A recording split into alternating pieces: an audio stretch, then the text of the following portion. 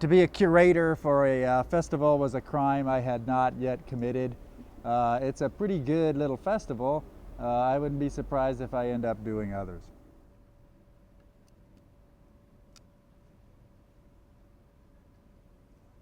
Share is a very international festival because it's basically net.art people, and internet people are very global in their outlook. But this year, as Torino's year as the first world design capital, so I wanted them to emphasize the local nature of what the Turinese really have to bring, and this is a manufacturing city. I mean, that's its heritage. It was a political capital for a while, and then it was the capital of fiat for about a century.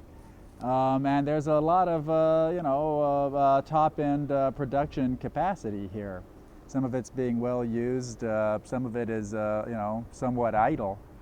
So I hope. I mean, my success. If I made a wise choice in this theme of manufacturing, I think you're going to see people from the media arts or media design moving into physical objects and physical manufacturing. Well, when we say that things are media, we sort of assume that they're behind the screen, but that's not really physically necessary anymore.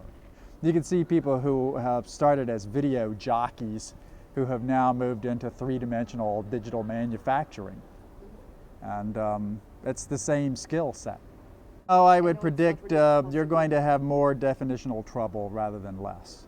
I mean, we're in a situation right now where the former barriers between established disciplines are breaking down, and I mean more than breaking down, they're just riddled with holes. I mean, I'm somebody who's written about science, technology, design, art, and engineering, even finance sometimes. When people ask, why do you have so many beats? Well, the answer is that the internet has actually penetrated all those things. So, Share calls itself a digital art and culture festival. And if you see the attendees here, just the people who are presenting, they're philosophers, they're engineers, they're designers, they're programmers, they're journalists like myself. I think I'm one of the only novelists here. Well, my wife's a novelist, so okay. There's two of us. But that confusion, or that seeming confusion actually, is inescapable. And no, I'm not going to be able to tell you that engineers will be engineers and media art people will be media art people. On the contrary, media is actually the dissolver of the others.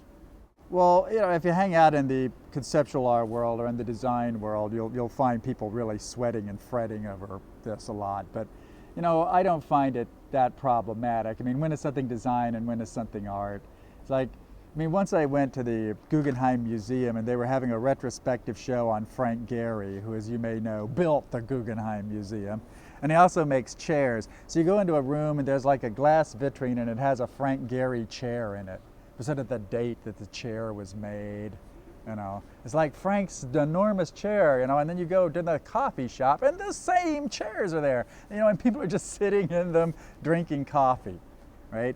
So there's nothing there. I mean, it's the Duchamp question. I mean, is a toilet art? And I think that it was answered pretty affirmatively back in 1918 or the year of the Armory show. Yes, of course, a toilet is art. As far as I could tell, the only the hardest and fastest dividing lines there are all financial. Like if you're an artist, you have patrons. If you're a designer, you have clients, right?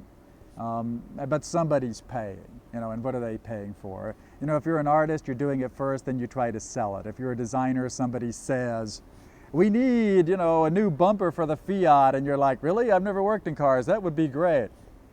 It's rare for a designer to sort of design a thing and then sell it. If he does, he's an inventor or a manufacturer rather than a designer. But then if you hang out with designers, you find out they do that. If you hang out with artists, you find a lot of them end up curating shows, involving themselves in the art world. They're art collectors themselves. They buy their friends' art and then sell it later. The widows of artists are a huge presence in the art world. They've got all the unsold paintings. The guy drops dead. The price of the painting goes up by a factor of 100.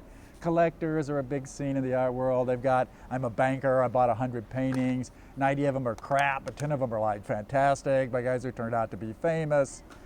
And to me, that kind of reality on the ground is what determines what happens in that particular enterprise. It's not that, oh, well, art is about my aspiration to address cultural issues. I mean, that's all just, and it's not that it's nonsense, it's just that it makes very little practical difference to what happens.